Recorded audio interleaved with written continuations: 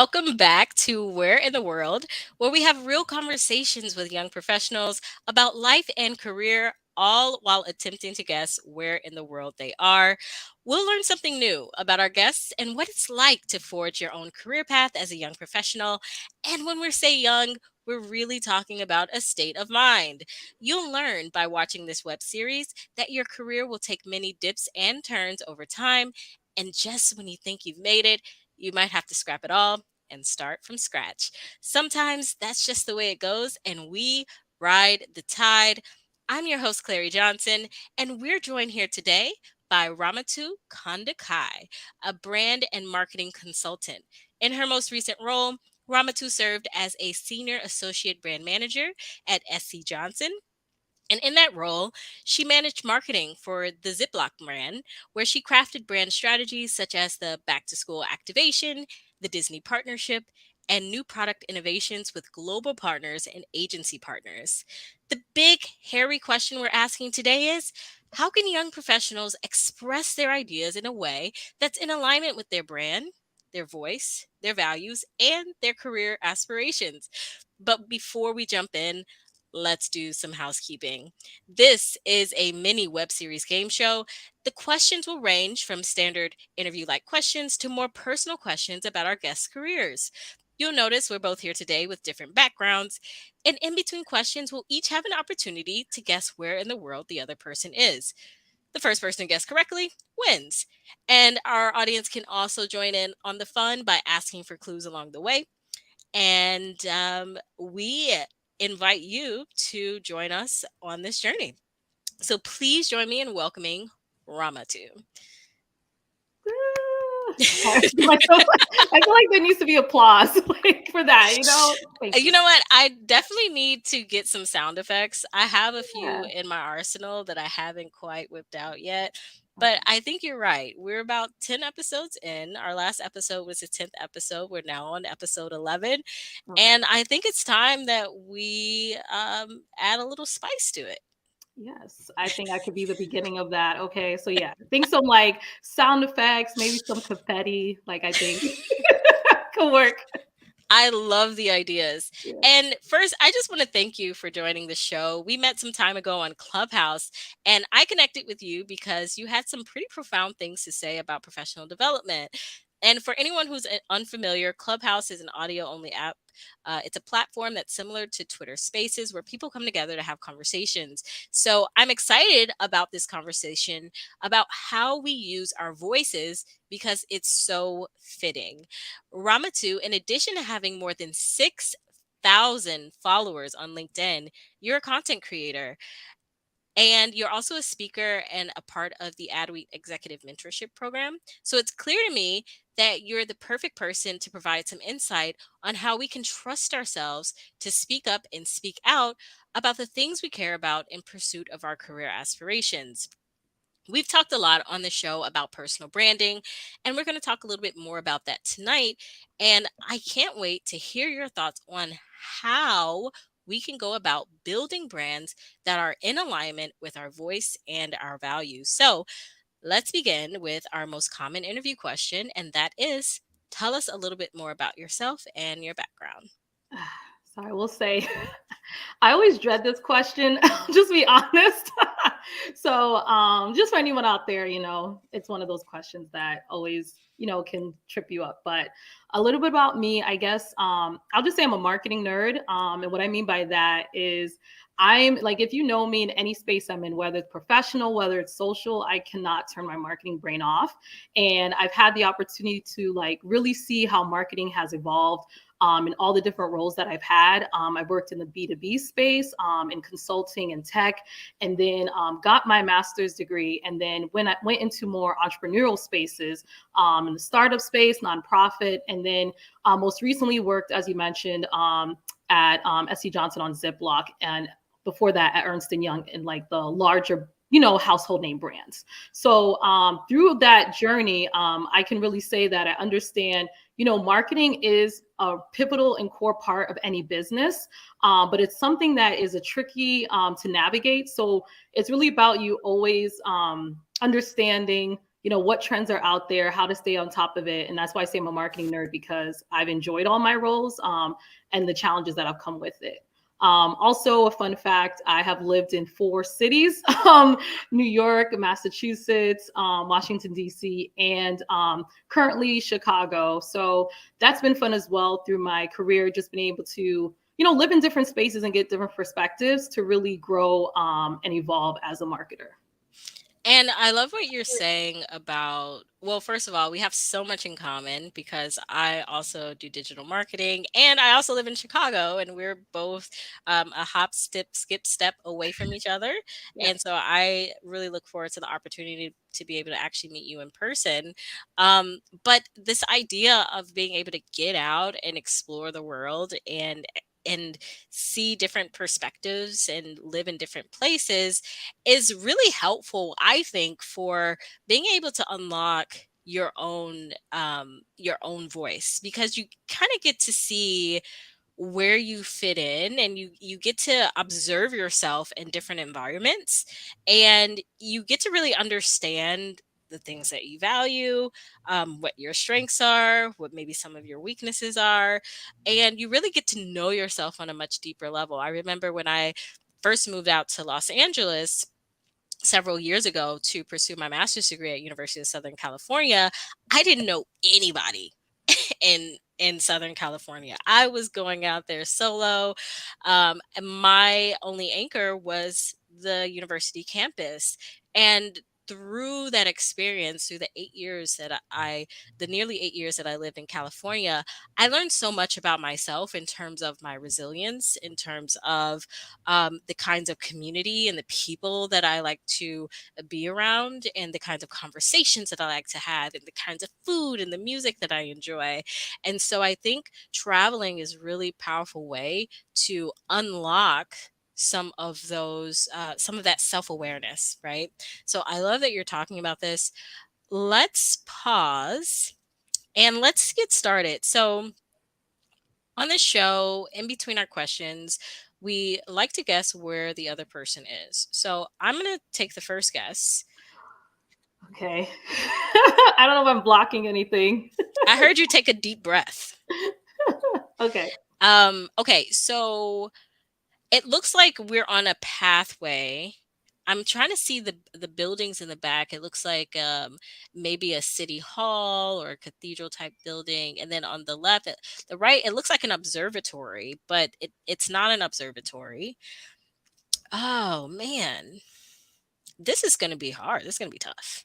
Okay. So yeah. Um, Do you want to give me a clue about this place? I feel like if I give you a clue, I feel like you have to ask you a question, then I'll say Okay. yes or no. I mean, you need to do process of elimination. That's how I was gonna go with yours. Fair, fair. Yeah. Okay, so I'm going to just guess. I'm going to throw something out there. Are you in the United States? Yes. You are. Oh, okay. I didn't want to answer that question. I feel like that makes it easier. It does narrow it down quite a bit, Yeah. but there are 50 states and some territories in the United States, so Okay. we still we still have some work to do. Okay. Okay.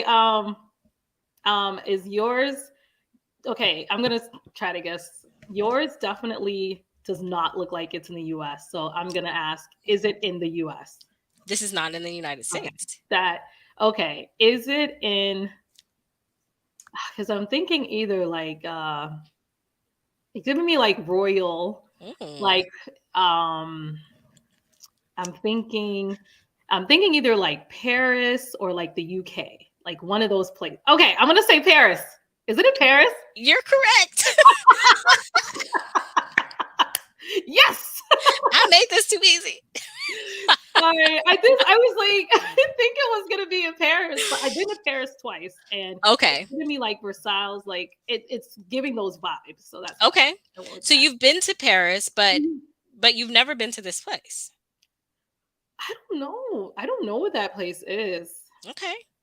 Well, I will say you mentioned royal vibes, and the name of this place, while it's not exactly royalty, it does. it does have some of that royal language in the name of this place. I'm assuming the name is like has French and some like accent somewhere. I don't speak French. But yeah, that's my guess for now. I'll come back to it. I'll come back to it. Excellent, excellent. Okay, so let's move on to our next question. Tell us a little bit more, if you can describe your career at this moment, and then paint a picture of the path that brought you here. Definitely. So my career at this moment is really passion driven, and also really driven by the culture in whatever space I will be in. My career right now is, I say passion driven because I'm really big on personal branding, which I feel we'll get into later. And so my career encompasses that for, whatever I'm producing in any content space. And then in terms of cultural fit, I look at my career as something that's, like when you think about it, you're at work, but 40 plus hours a week. And so for me, it's it's really important for my career to mirror my interests, my passions, and also be enjoyable and ignite the fire that's within me. So I would say that's where I'm at in my career right now, and just like wanting to have fun. I think earlier in my career, I was really, really hung up on the brand name, making sure that I followed the paths that everyone said I had to follow. And now I'm kind of just like, I just want to be happy and have fun and like be in a fun culture and always learning. So that's kind of where I'm at now. How I got here, I will definitely say it was trial and error. Just always, being open to exploratory opportunities. I will say like being a marketer, being in spaces where people don't look like me is very challenging to get the roles that I wanted to get, even with the credentials. And so I always had to make do with what I could get. And so I always found myself striving to fit a box to get to the next level because that's what I was told I needed to have that competitive edge. And now it's kind of like, okay, I've been in this rat race or whatever you want to call it for 10 plus years, and I know what I know. I'm confident enough as a thought leader in the marketing space. Now it's like, let's have fun. Like that's kind of where I'm at right now. Yeah, and there was so much valuable insight that you provided there. And just so you know, a lot of the people who are going to be watching this show are young professionals who are just getting started entering the workforce. And so it's really helpful to hear the perspective of someone who's been there, done that, right? Who's gotten the accolades, who worked for these top brand names, and now is in a place in their career where they're ready to pivot. And it sounds like you're still in a space where you enjoy marketing, right? You're enjoying really settling into your expertise, but now you're thinking of from it from a different perspective of, you know, I've gotten the stripes, right? I've gotten the experience. I've gotten the resume. How can I really build a career that's enjoyable, right? Where I'm having fun, where I'm working for an employer, or I'm working for myself, or I'm doing work that is of value and that it is equally valued. And I think it's so hard, it's so easy to lose sight of that along the path because so much of career when you're just getting started is very transactional, right? It's like, I need a job. You got the job, right? I got some skills that can help you solve whatever the challenge or the problem is within your organization. Pick me, choose me, hire me, please, so that I can get back to living my life, right? But once we've gotten through that, and I have this experience too, where I'm like, listen, I'm an entrepreneur, but I also have a resume of working for nearly 8 years in the corporate space.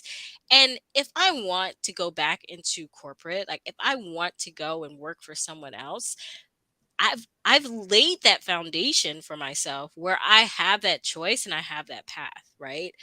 But because I've done all the hard work up front, now I'm in a space where I have a little bit more freedom to choose what my next steps will be.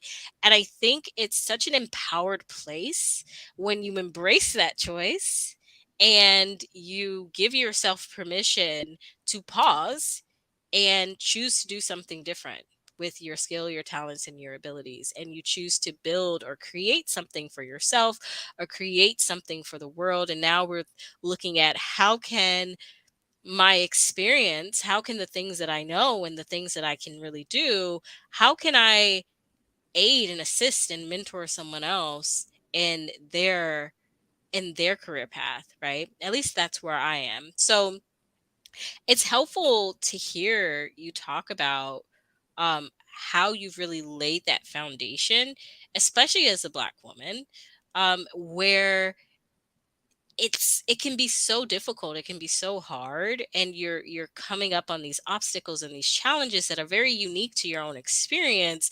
And I know for myself, I didn't always have someone that I could talk to about what I was struggling with, Yeah. right? And so a lot of it was kind of figuring it out as I go. So to get to Yeah. that other side and then to be able Mhm. to look back and say, man, I've done the work and I made it, you know, I think it's a beautiful place to be.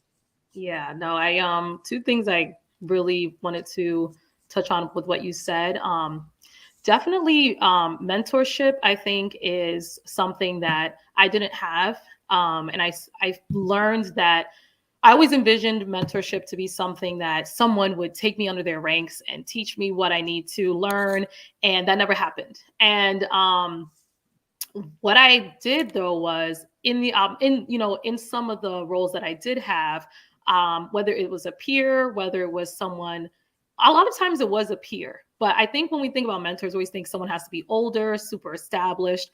But I learned that everyone has their strengths and weaknesses, and you can learn whether they're above you in seniority or at your level, even below. So for me, I found that I've learned a lot and gained tidbits of advice from different people I've worked with, and just through networking and then just getting involved in different communities. But for me, I'm always like, oh, I wish I had a mentor to take me through the rings, and it never worked out that way. But if I took all the advice that I've learned over the years and put it in a book, that would be like the ideal mentor, if that makes sense. And then in terms of just crafting your own path, and with when you're in spaces where you're the only person that looks like you, um, it is really challenging. And sometimes it's about, as I said, to just making do with what you have and creating your own identity. Sometimes you will be the first, the only, and it sucks. And sometimes you have to say, you know what, this is not what I want to do, but I'm gonna somehow make this into something that's gonna help me further down the line. And so that's really what I will say. Like, as you grow in your career, there's gonna be things that you hated in the past, and you're going to be talking about it on a podcast years later and be like, oh, okay, that did build my character, that did help me with leadership, or that person I worked with now works at this amazing company. So that's always something to take into consideration too, is like never take any experience for granted, no matter how little it is. And I'm here and I'm taking notes. And I heard you say something about writing a book. So Oh, I see that in your future. Uh, oh, but thank you. but what I see right in front of me is I don't know where you are. And I'm trying to really figure out what is this space. It's beautiful, right? I mean, there are clouds in the sky, the sun is shining down. Clearly, I'm trying to see if there's any snow on the ground. Doesn't look like there's any snow, so we're in a nice and warm climate. So Okay, it's either I will we're in give you, I what, can give you a hint. okay, I don't know if it will help, but I took this photo. okay, And I took this photo a few months ago. I think that is actually helpful. 2 months ago. So that could help if you remember where it was when we talked. Haha. Well, not when we talked, but Where yeah. you were heading. Oh, Yeah, because I didn't travel that much this year. But that is like the biggest clue. you know what's funny is I had someone else on the show who travels for work. She was visiting Mexico. And I had remembered that from our conversation. And because I remembered, I was able to guess where she was rather quickly. But I can't say that I remember. But what I know 2 months ago is it was snowing. It was cold. And so this can't be Chicago. Um, I'm going to take a guess to say, are you on the West Coast? Yes. See, that helped because I said 2 months ago, so you have to know. Yep. See, that's yep. So I was telling you, that was the biggest clue. That was the biggest clue. I may remember where you were 2 months ago, but I've already taken my guess. So it's only fair that you're able to take your and you already know where I'm I at. said This is Paris, and I said it's not Versailles. So I is it? No, it's not. I've been to Versailles. this is not Versailles. No. That's. I mean, I don't. I mean, I have no idea. I mean, can I just guess like what happens in there? Sure. Yes, It that's okay. yeah. It looks. It's giving me opera vibes. So I'm thinking opera. Yes, opera. It It is definitely looks like a opera like building. So that's. I'm gonna guess that. we are in an opera house. Yes, we are. Yeah. Okay. See? Yes, and let me tell you a little bit more about this place. Let me give you a little clue, okay? So, this place was commissioned by Emperor Napoleon III, so not Napoleon himself, but his nephew, in 1861, and it took 14 years to complete. And I'll tell you, this place is gorgeous because there were lots of photos for me to choose from, and it was a really hard choice, but I had to choose this one. History was not my strongest suit, so thank you for sharing that information, but that does not help me at all. I said like listen, I said Paris and Opera House. I'm surprised I got this far. So I'm proud of myself. I mean, you're in an opera house in Paris. The only next step is to guess which opera house in Paris I'm in.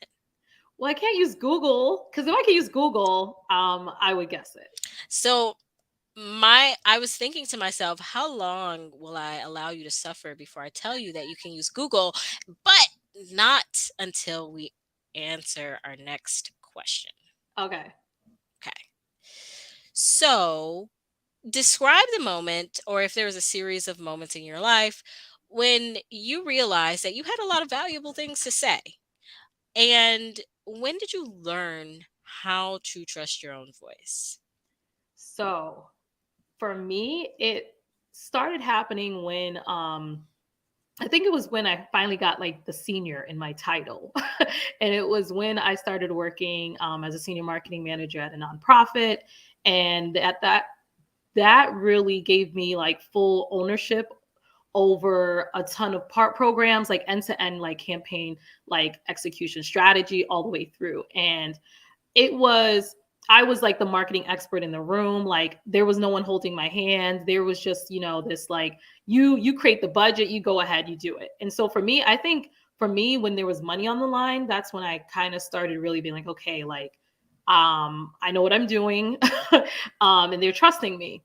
But I will say when I really started trusting my own voice was during the pandemic. And so when you brought up Clubhouse, for me, Clubhouse was my opportunity to just get better at public speaking because I have a fear of public speaking. People don't believe it, and I noticed it a lot in business school because I was like I had to prep so much to do these presentations, etc. And so after business school, I didn't really present as much anymore. And so I was starting to lose that skill set, and I knew, I know I'm meant to be a speaker in some capacity. So, Clubhouse was my time to really get better at that. And I was going into different Clubhouse rooms, and I'm hearing people talk about marketing, and I'm like, this is basic knowledge. And I'm like, oh my gosh, this person is a genius, and they're on the stage, and everyone's like clapping, and I'm just like, are you kidding me? Are you kidding me? And so through Clubhouse, I just started getting on stages and, sharing like what I think about brand strategy. A lot of it was me sharing like personal branding on LinkedIn. And through that, I just started getting a ton of followers. I started networking more. And that's when I found my own voice. I was able to just talk like this. Before that, I always felt like I had to talk a certain way, in the star method. And especially coming from business school, everyone was just like the same, coming out, coming out, coming out. And so I always notice I say and like. And so taking courses on public speaking, it was always this, you need a lot of work. And then through Clubhouse, I realized I really people resonated with me. People liked my vulnerability, my relatability. And I was like, okay, I'm just going to be who I am. It works, keeping it. And you dropped so many golden nuggets here. And there are a few that really stuck out to me. One, you talked about having a skill set, not using the skill set so much after you left business school, and then realizing that this is a skill set you wanted to develop, and then taking an action step to then develop that skill set. And that was going on Clubhouse, right? And sharing your voice. You also, and this is a part where I was cracking up in my head when you were talking about going on Clubhouse and hearing people talking about marketing and being like, I know that. Like that's basic knowledge. And the reason why that resonates so much with me, and I think it can resonate with a lot of young professionals who are watching the show, is because we get these feelings of, and we're going to talk about imposter syndrome in another episode, but like I think once you get so deep into something and you know it so well, you forget that it's a valuable skill set. So, for example, one of the things that I like to ask the students that I mentor is how many of you put social media, Instagram, Facebook, as a skill on your resume? And almost nobody does. Why? Because we're so used to using the tool, we grew up with it, that we don't even see it as a skill, right? And so sometimes it takes, right, stepping back, stepping out of the skill, right? And sometimes we might use a term I call an overuse skill, right? Something that we just know so much that it feels like it's second nature to us, and we just fall back on it over and over and over again, to the point where we we fail to develop new types of skills, right? But where we step away from that skill that we know so well, and we're faced with someone who maybe doesn't know the skill as well, and we're given the opportunity to teach them something new. And to us, it's like, well, this is basic. This is easy. This is common knowledge. And when you realize that someone else out there is making a living, earning money, building a career off of this one skill that you have kind of, I guess, taken for granted. And I guess that's it's not kind of really what I want to say, but a skill that you've absorbed into yourself to the point where it feels like it's second nature. And then you take a step back and you're like, man, I have a lot of knowledge. I know a lot of things. And I think that sometimes it takes that reflection. Sometimes it takes that mirror. It takes seeing someone else doing the thing that we want to do. We're talking about the things that we want to talk about, to gain the confidence to talk about it ourselves and to share our own perspective on it. Yes. One of the quick thing I would say too is this, title of expert. I think that's where, for me, I was, there's a lot of people that know more about marketing than I do.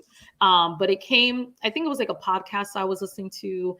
And this guy was saying like, it was like he was saying something about a teacher that like didn't know a subject, but he just made sure he was two chapters ahead of his class. And so I always take that into, I took that really to heart. And it's just like, there are so many things that you can just learn a little bit more than the average person. And you're technically an expert. I mean, you know more than the average person. So, that's kind of what I always say. Do I know more than the average person about marketing? Yes. So there I go, and I'll just keep learning and keep growing in that space. So I think a lot of times we don't want to say we're an expert because we know if we talk in a room with a bunch of people that are more senior and plus years, they're gonna be like, okay, you're not an expert. But it's like I know more than the average person, and there's more of the average people than these experts in this space. So Hmm. And it's really about being the expert in your own space, yeah, right? I remember I there was a student that in one of my old jobs where she was an intern, and so I was kind of mentoring her through her internship. And I remember she was really into K-pop. She was really into K-pop, and one of the things that she was concerned about was that she didn't feel like an expert at anything. And I was like, listen, I'm an expert at communications, right? I know how to write emails, I know how to do internal communication, but I don't know anything about K-pop. So in this space, in this room, you're the expert, right? You can tell me all about K-pop, you can tell me all about the boy bands, right? You can talk about BTS. who's who, right? But I don't know, and so it's taking those moments to really acknowledge yourself and to give yourself grace and to say, wow, I know a lot more than what I give myself credit for. And when we begin to do that, we build the confidence to then be able to share our voice. Um, so I love that. All right. You're in California. Yes. That's why I was laughing because I'm like, how did you not know We that? did talk about this. I was just like, I was laughing because you're like, I lived in California for 8 years, and I'm just like, and you don't know. That's why I was like, she's Never been. been to this place. I have no idea where we are right now. It looks like USC campus, like but off campus or something, or like a museum or UCLA or okay. So California's a big place, It is. but you were in Southern California, from my recollection. Is that true? Yes. Los Angeles, California. No. Okay. Okay, so you're not in Los Angeles, California. Interesting. All right. Well, I've taken my guess. I don't have any more guesses for this opera house, opera theater in Paris. Um, Again, I've narrowed it down. I that's At this point, Google is your best friend. You are allowed to use Google on this show. yay. Yes. Okay. I'll multitask and go ahead and do it. Oh, I think I found it. Oh yeah. Is this it? No. Oh, I think this is it. No, no, no, no, no. That's not it. Um, didn't find it yet.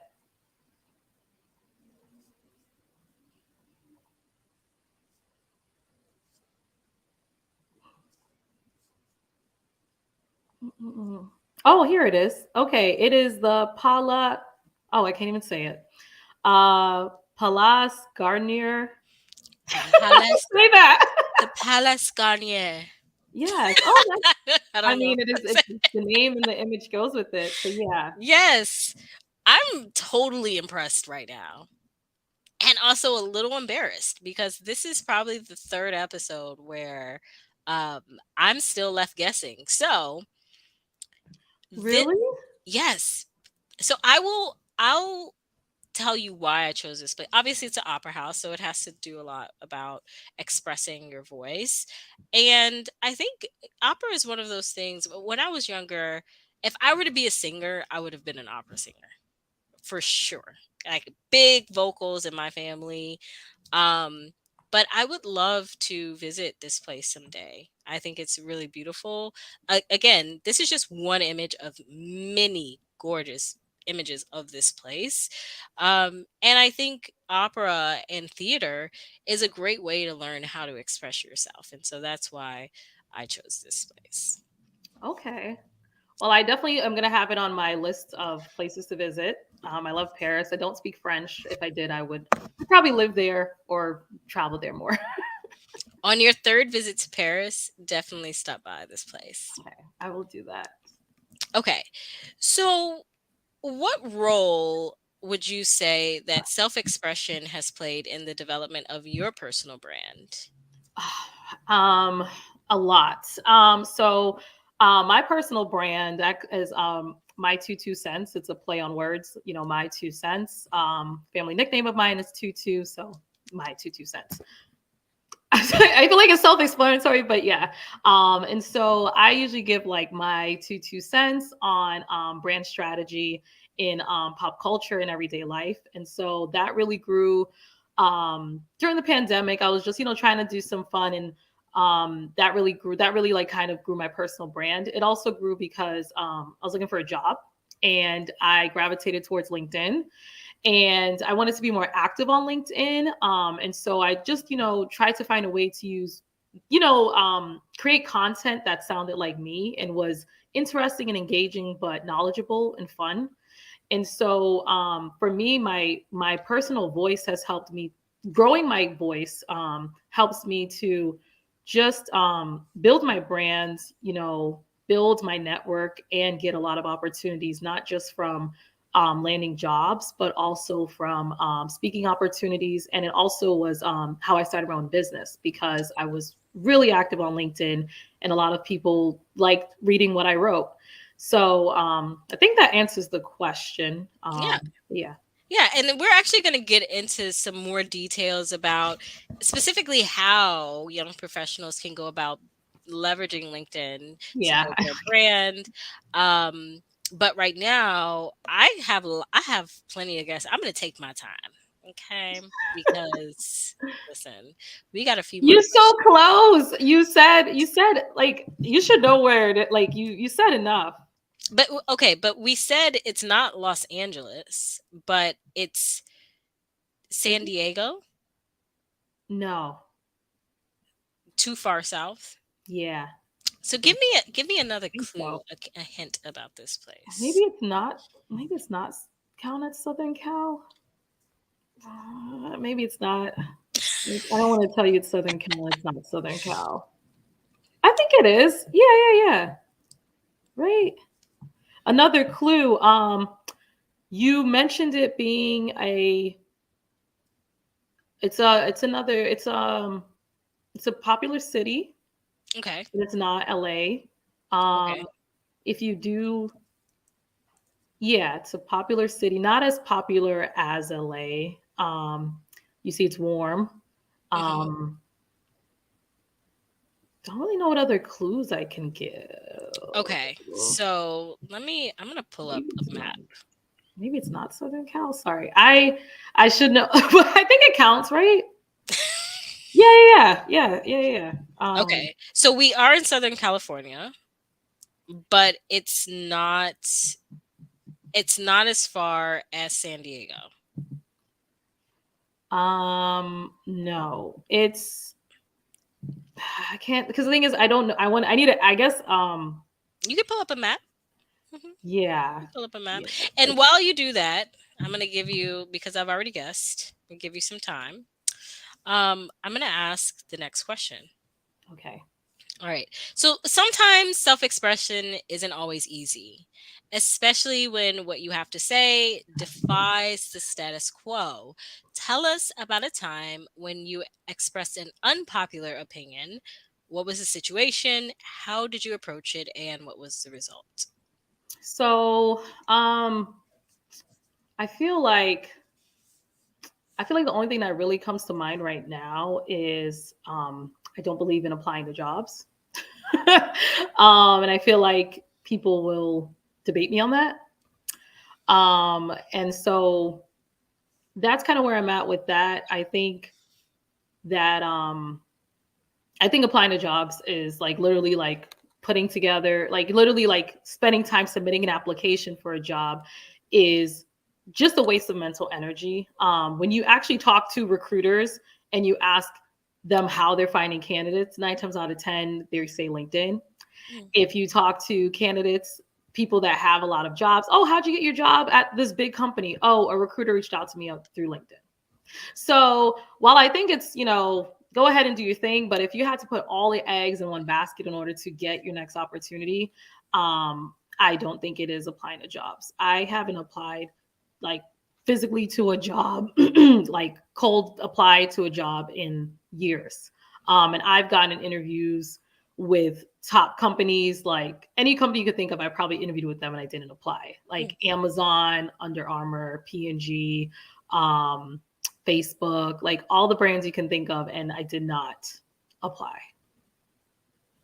Okay. So I am going to challenge you on this. I'm going to challenge your unpopular opinion. Not because I don't agree with it, because I actually do agree with it. More so because of the folks who are going to be watching this show, right? It it does take some legwork to get to that point, in my It's personal opinion. it's Maybe, not. maybe not. No. Okay, come on. No, Right. it doesn't. It doesn't. It doesn't. Okay. That's the misconception there. Interesting. So, net. I didn't say not to network. Okay. So, I mean, like, so basically, if I know that I am a recent grad and I'm looking for a job, Okay. I can spend 3 weeks applying to hundreds of jobs True. and land nowhere. Right. Or in those 3 weeks, I can find networking events to go to, organizations to become part of, and try to get connected with universities and hiring managers to get to make connections with people, to find out what opportunities are on the horizon, what opportunities are coming up, and to start building those frameworks. And then once, because a lot of jobs that are out there are not posted yet, Hmm. so that's what I say is, when you look at, if I have a month to land the job, it's better to go the network. It's better to go the all the tricks on LinkedIn. There's so many ways to actually get a stronger lead with a 1 month period than to, and less energy. Like I guess the thing is, when you look at all the energy you have, if I'm applying to jobs, how many of those applications are even touching a human's fingertips? But if I spend that month doing different, networking, going to events, building my personal brand, going, going to company events, signing up for going to conferences, going to national organization events, the the likelihood, the amount of knowledge I would learn, the likelihood of me finding an opportunity is much greater. Okay, so I'm gonna agree with you on that point because, and I can remember several times in my personal life when this was true, right? I remember when I was at USC, the first couple of internships I got was because there was a guest speaker who came into the class. Nobody else walked up to the guest speaker after the class Exactly. to pitch, right, Yeah. themselves for an internship, and I was one of the only ones who walked up and said, "Hey, I really enjoyed what you said. The culture at your company seems like it would be a great fit for me, and I want to know if you have internships available."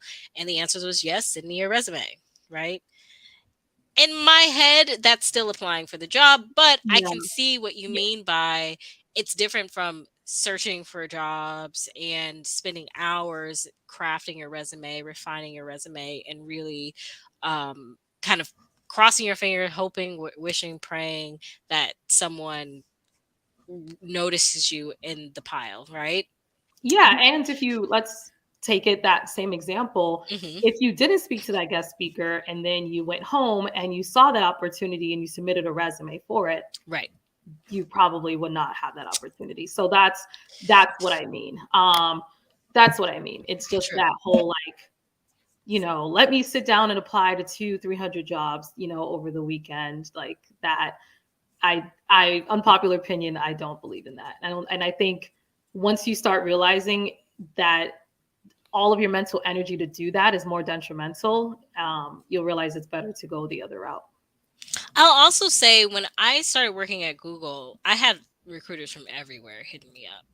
And so there is a point where I think you amass a certain level of experience, and I do think a lot of it rides on the name and the title of the company that you work for, which makes you it's somewhat more That's attractive. Again, I Okay, can combat that because I gave someone advice recently, and okay, they were a student at NYU, looking to get an opportunity, and I gave them some LinkedIn tips. The biggest one I always say is engage. If you okay. are following a recruiter, you're following a company you're really interested in, 9 times out of 10, they're posting that they're hiring as a post on LinkedIn. True. And no one comments on that post. If Mm, you comment on that post, if you start following that person, if you start engaging with that person, you will get you'll get a conversation. That person did exactly what I said, and a week later, they had an interview. wow. So I'm just saying, like it's literally no one ever responds to that. Hey, I'm hiring. Apply here. No one ever writes a comment there like to that post.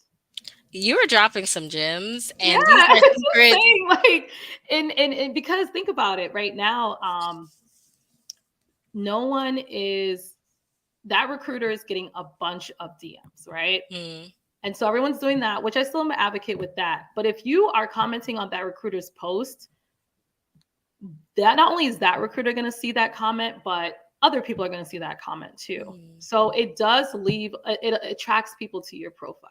mhm. So Now, okay, so before we get too far, because we are going to talk about, right, some practical things young professionals can do to leverage LinkedIn in this way.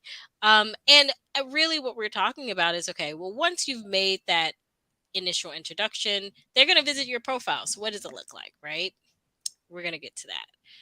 Before we get to that, I want to take a break and I want to guess where you are. okay, so it is not, so it is, it's more, it's above Los Angeles. Sorry. I always get confused. Okay. Yeah, yeah, sorry. It's not, it does not, I guess, count as Southern Cal. It's above LA.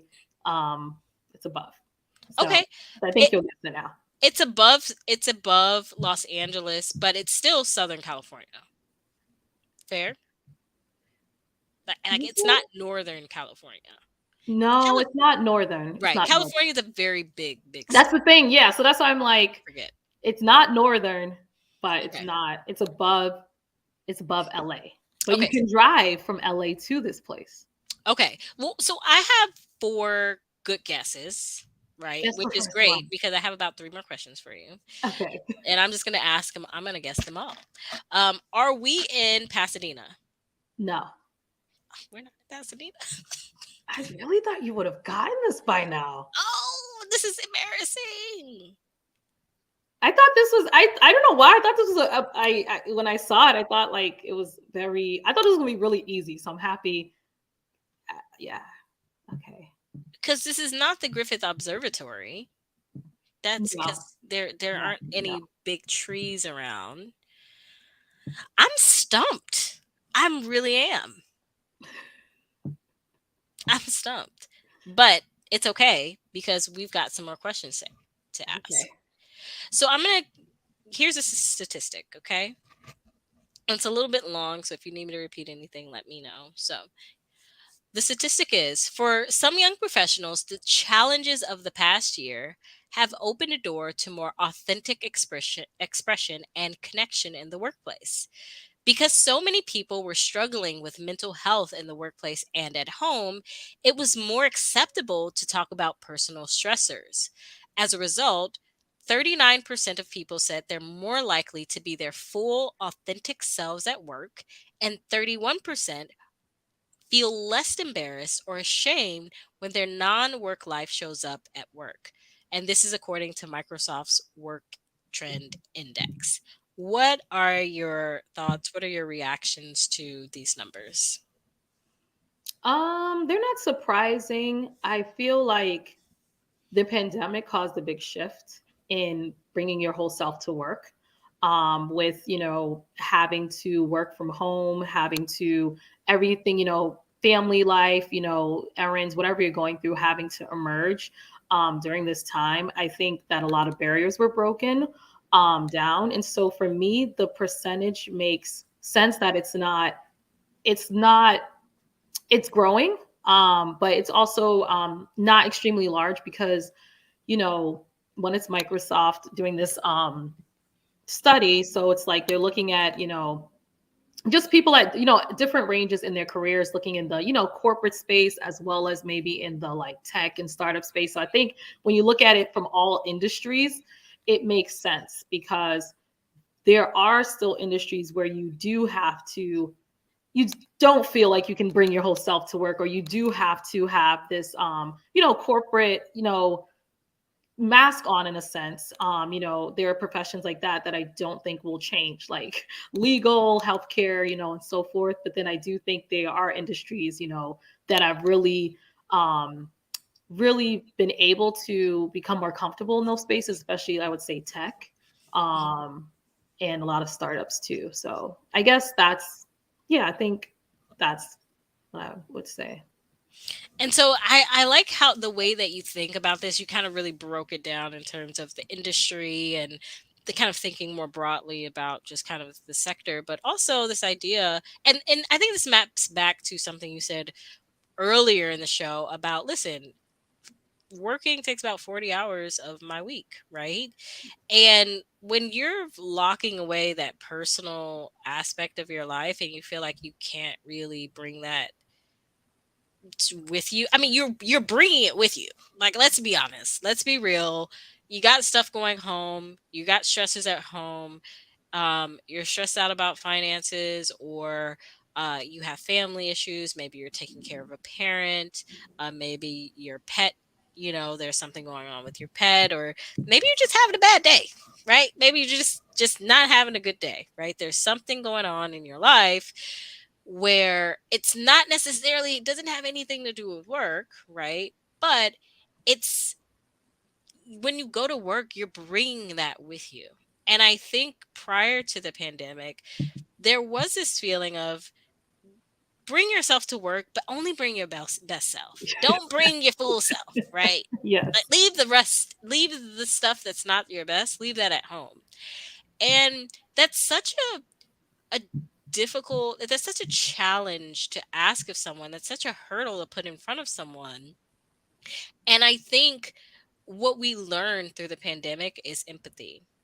And we realized that now, like, if I am sick, or I have a family member who is sick, and I'm concerned and worried about them, yes, that is impacting the way that I'm showing up to work. And it doesn't mean that I'm lazy. It doesn't mean that there's something wrong with me as an employee. It doesn't mean that I'm not strong enough, right, to do the work. It means I'm human, right? It means that I am a human being. And what we really need to learn is how to give ourselves compassion, because I really believe it starts there. It starts with, I don't feel like I can bring my full self at work because I don't I want to show up as my strongest self. I believe that when I show up, I have to be on point every single time. And so when you have that idea of yourself in your head, well, what's going to happen when your colleague, or let's say you're a manager, and someone that you manage shows up in a way that's not in alignment with your perception of how you should be? Well, you're going to project that onto them, right? You're going to say, well, I'm not giving myself compassion, so why should I give you compassion? Right? I don't allow myself to show up to work and be unhappy, so why should I give you permission to show up to work and be unhappy? And so I think that what the pandemic showed, I think there was definitely a reckoning, and kind of a, for a lack of a better term, a I don't want to say evening of the playing field, but there was we came into alignment, and we came to kind of see each other and say, wow, we are all in this together. And I think that really created this opening, this door, and this opportunity for people to show up in their full authentic expression, because we had to talk about it. We had to get it out. Otherwise, it was going to eat us up inside, right? And that was going to show up in the work. And so I thought that was a really interesting statistic. I mean, I'm more curious to see, like, how long that really is going to last, right? Like, have we changed, or is that just a symptom of the past, or have we really changed? Have we really taken a step in the new direction? And that might be more of, well, what's the next generation really bringing to the table from this experience, right? The next, yeah. I mean, the next generation is super authentic. I mean, the next generation, let's hope they're in the workforce. The creator economy is huge, and so we'll see what the statistics look like. So yeah, Yes. Wise words. yeah. Okay. Okay. So, okay, I got it. Okay. I said there were four places. I already guessed Pasadena. We were not Come on, you're there. so close. I know you know it. Oh wait, I did not think this was gonna be this hard. I thought this was like a very common place. I was like, oh, this is pretty when I passed by it. So you passed by it and then you got out of the car to scope it out? Or did you choose this place? Did you just see it or was this a destination for you? I was walking. Okay, I'll give another clue. I was walking along a campus, and this was nearby it. So I was gonna say UCLA. No, no, no, no. Much smaller. It is not in. I said it's above LA. It's above. It's another city above LA. It's a city above LA. There's only Glendale.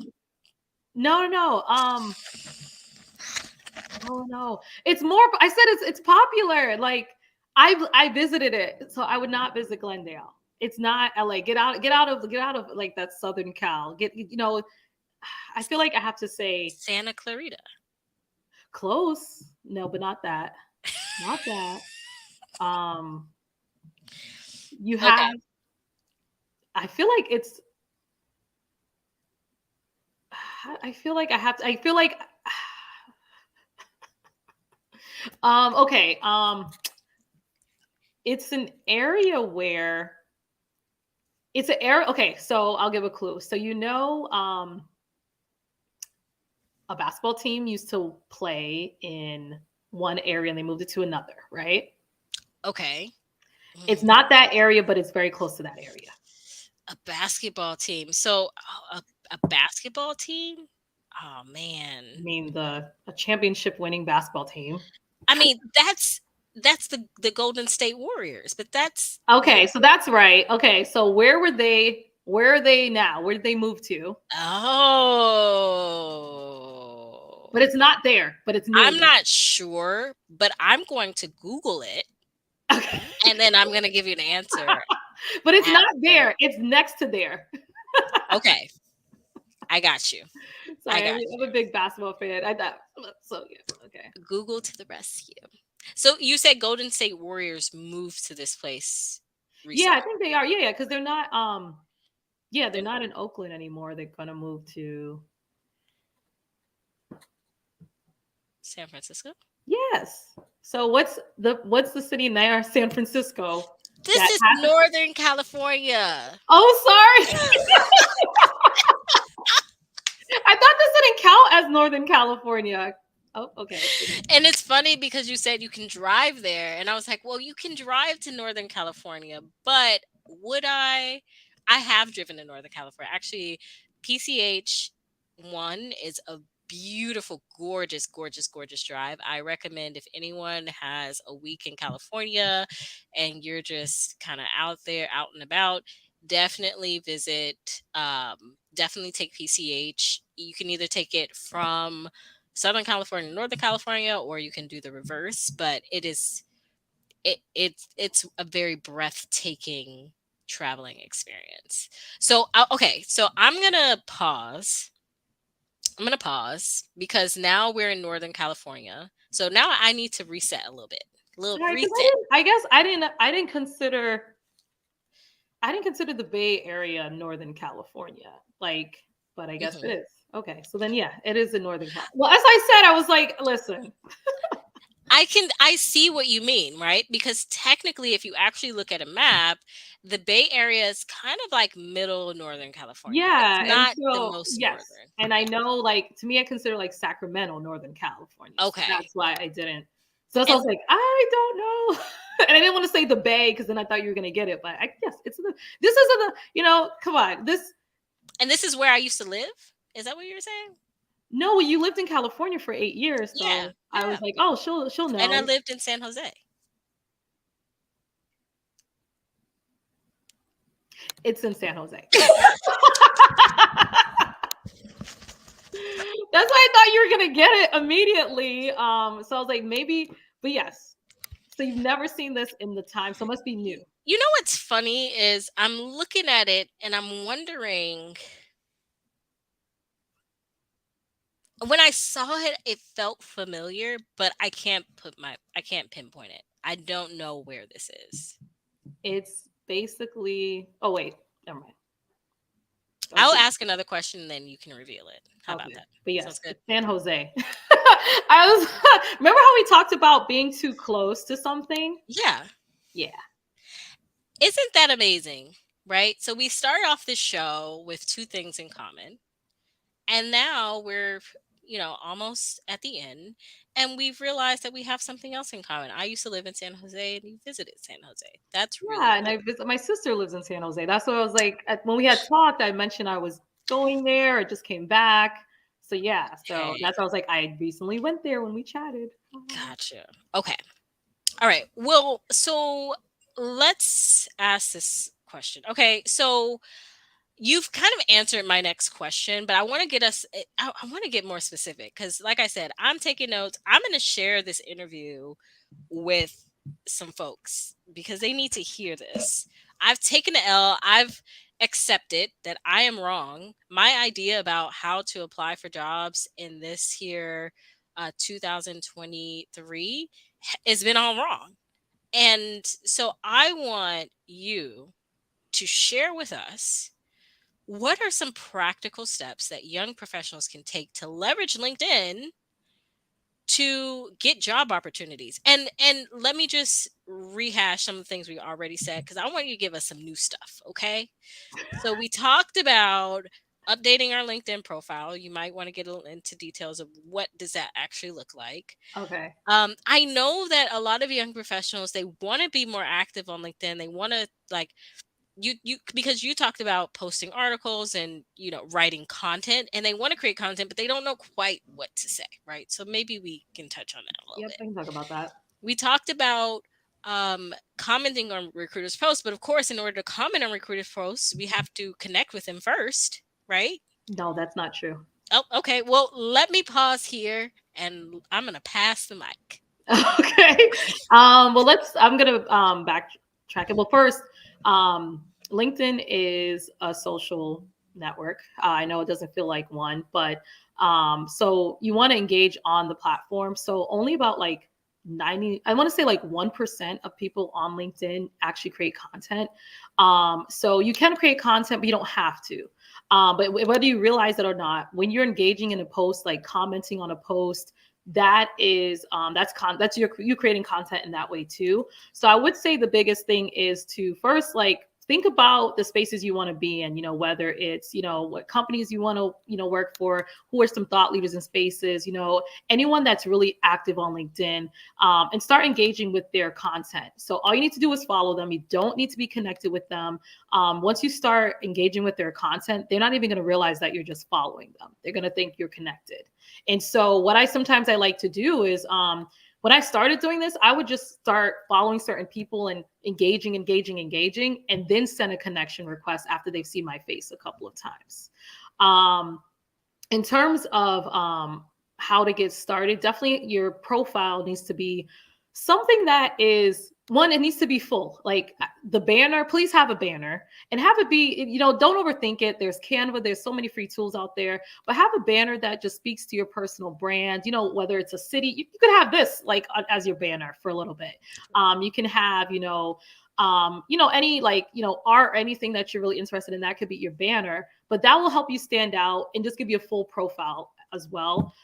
Your about section is really important because people read it. You want it to be something that is all encompassing into who you are and what you like, what you do, and what you're looking for. Just so you know, LinkedIn is treated as a personal website. Microsoft owns LinkedIn, so the SEO is extremely high. So when you Google your name, the first thing that comes up is LinkedIn. So the more keywords you have on your profile, the more that you will be able to be found in search. So you want to treat it that way as well. The last thing I'll say is, a lot of people kind of a lot of um, a lot of people have stopped creating portfolios. And I want to say like a year or two ago, someone that was, about to graduate, she reached out to me because she was working at an agency, something LinkedIn related. But I say this just because I went to her profile and she had a portfolio on her page. And I went to her portfolio and her work was immaculate.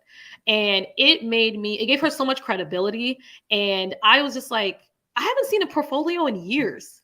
So if you can create a portfolio and put it on your profile and actually use that so that you can see who's looking at your profile, who's looking at your portfolio, and use that to just track leads in a sense, that will help you a lot too. I just think a lot of people don't really think about LinkedIn as a website and something that can tell a story, but you don't have to start out creating content. Just engage. I know a lot of people that just engage and they've been able to land opportunities that way too. I love what you're saying about content is engagement. And sometimes we overthink it, right? We're like, oh man, I have to write an article. It needs to be 1,000 words and it needs to be No, spell check, fact check, put through chat GPT. And the reality is when you comment on someone's post, that's content. it is. Um, and I'm learning from you because it's funny that you're talking about this strategy because that's how I reached out to you to come on the show. You were commenting and liking on some of my posts. I was like, wait, do I know this person? And then I reached out and we got on the call and I was like, "Oh, I remember you from Clubhouse." And that was a couple Years years ago, ago. yeah. Yeah, because we exactly, and that's that that familiarity and that authenticity, because once you start commenting, and this is the biggest thing too, I wanna Mm, say, do not have, like, great post, good point, like, that's not the commenting you want, but then you don't also want the commenting that shows that you're commenting to comment. right. But have it be authentic, have it be like, "I never thought of that," "It reminds me of a time," something of that sort, because that is what's really going to that's gonna what's gonna be memorable.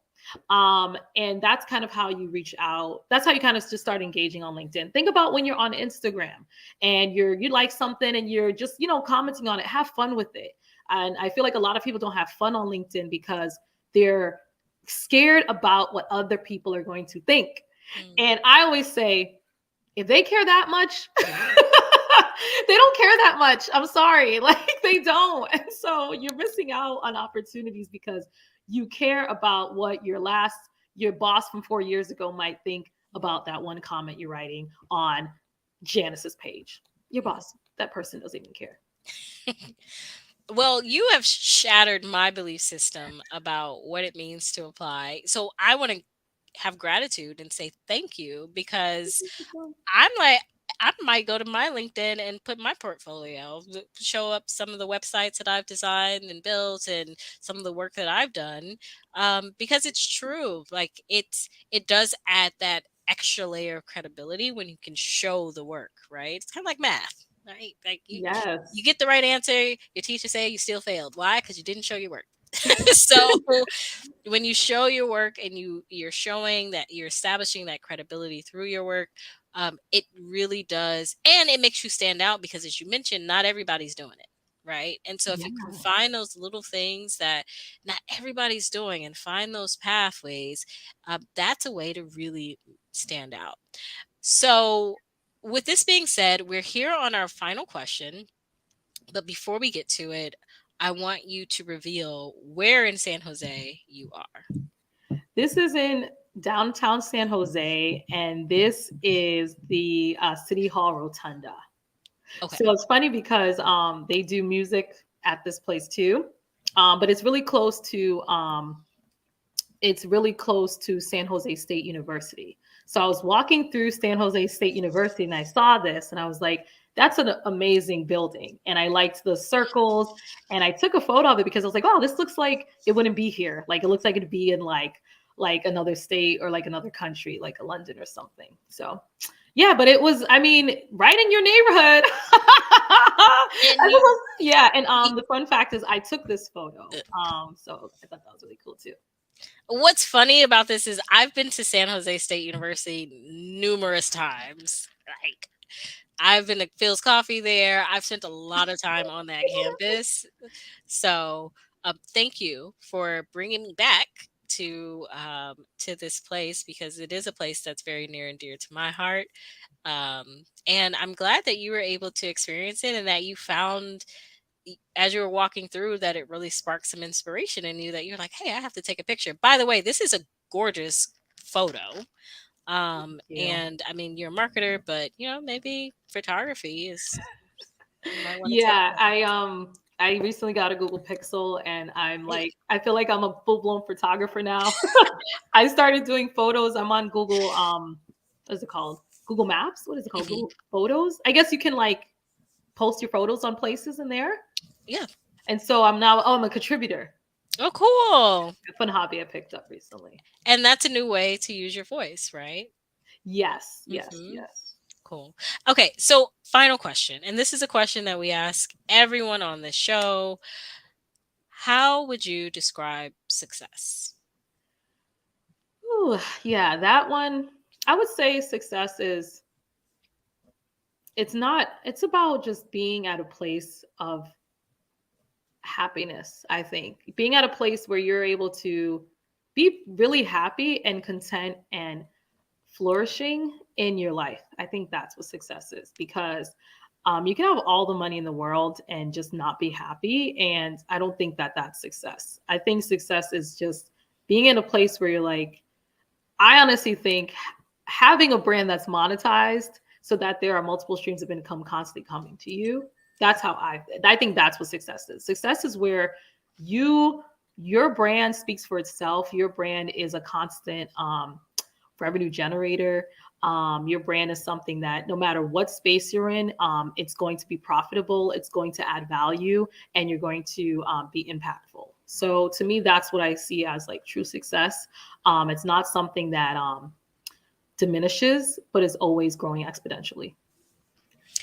Well, I want to say thank you for joining us on this show.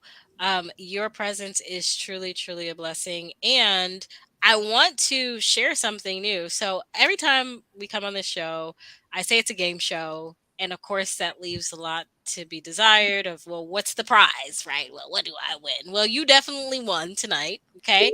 And what you've won, and I'd like to share it, is this tech pouch. Woo! See, this is where the applause would come in and the confetti. So this tech pouch, this is a great pouch, and I know it's kind of hard to see it, but this is a pouch that this is my phone charger. Mm-hmm. Sorry, I can't see it. Oh, I like it. No, I see it. I see it. Yep, there it Okay. is. So it's phone charger. I use this. This is a adapter for my phone when I plug into my Oh, headphones. I I have like to this take it on happen. calls. It's Yes. really cool. I have an iPhone, so and then you also have another pouch here. You can put in. Next time I'm gonna put some real stuff in here, but you can put a phone in here. I just gave one to my mom, and it's a really great way. So I came up with this idea because I travel a lot. As an entrepreneur, I like to work at a lot of coffee shops. And I was having this problem where my technology was just everywhere. All of my cables are just in my purse, and I'm digging around trying to find things. And I'm like, I need to find a compact way to travel with my technology. And so this was the solution. And so I'm really excited to be able to offer that to the guests who come on this show and also to our past guests. And I know you're going to be traveling soon. And so, um, hopefully, when you get back, we'll be able to meet up and I'll be able to give you your tech pouch. And we have several other colors. I showed you the purple one because that one is my favorite. But whichever one kind of speaks to your brand and your personality, I would love to give that to you. I love it, and I need that. Yes, I'm traveling actually tomorrow, and I'm bringing my laptop, my camera, my mouse, and so it definitely would be helpful. Would have been helpful for tomorrow, so I can't wait to have it. When do you travel tomorrow? Sorry, actually, okay. So this is the end of the show. Like we about to get in a whole another conversation. Yeah. Um, Thank you so much for joining us, Ramatu. And this has been you've shattered again my belief system about how to apply for jobs, about how to use my own voice, and really like. taken some of the pressure off of me to always be out here creating content. And the reality is, engagement is a really powerful way to make connections and to advance in your career. And so, thank you for giving us that permission to engage more on LinkedIn and for sharing your presence with us. And I can't wait for us to continue the conversation. Thank you. Thank you for having me. Thank you so much. All right. Well, with that being said, this is the end of the show, and we'll be back tomorrow with a new episode. See ya. Awesome. Bye.